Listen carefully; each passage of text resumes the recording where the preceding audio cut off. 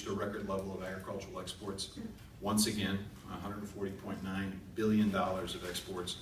It's the best 5 years of ag exports in the history of the country. If you compare it to the previous 5-year period, we've done $230 billion more of agricultural exports, and our volume is up as well. On average, nearly 4 million tons more per year is being exported throughout the world. Speaks very highly of the work that's being done in export promotion. We're aggressively, obviously, focused on that. Every dollar we spend at USDA invested in ag promotion nets about $35 in trade activity.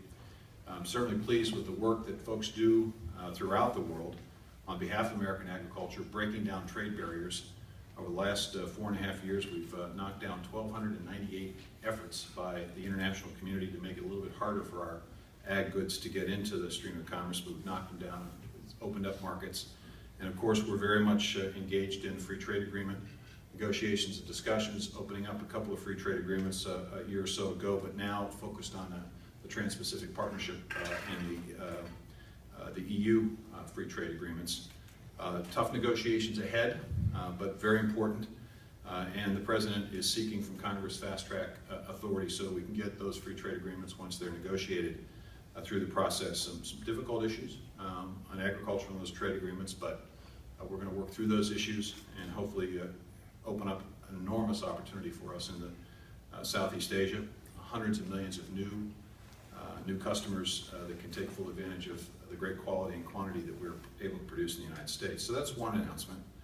The second announcement was one that we made this morning, which was the establishment of the National Drought Resiliency Partnership. I don't know if Colleen Callahan is still here or not, but oh, there she is. Colleen, I want to thank you for the work that you did on the Drought Task Force. As you know, we yanked her from Illinois, brought her to Washington, D.C., and asked her to do a small favor for us, which was to run our drought mitigation task force efforts, and what a great job she did.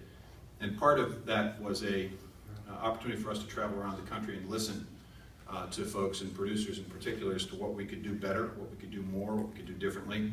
And one of the things that came out of those discussions was the need for us to be more proactive in the face of drought, as opposed to being reactive, which you have to do, obviously, in the face of a drought.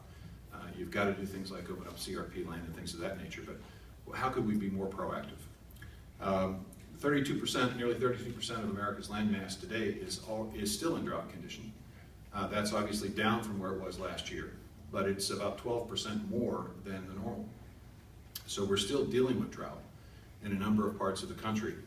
And this new partnership is a collaborative effort between the Department of Commerce and NOAA, the Department of Interior, the Department of Energy, the Army Corps of Engineers, EPA, FEMA, and the USDA to try to work collaboratively in an integrated and coordinated fashion to do a better job of responding and creating an opportunity for us to be a little better prepared and to mitigate the consequences of future droughts.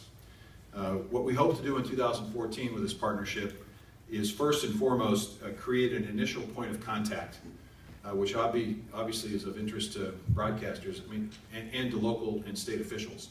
If there is a drought, who do you call? Where do you go for help? If there's a tornado or if there's a flood, it's pretty simple. You pick up the phone, you call FEMA, because you know that's your point of contact. Well, we didn't have that. Various people got contacted, so this partnership will allow us to identify a single point of contact, and then we will create a clearinghouse for all the programs that are available that deal with the consequences of drought.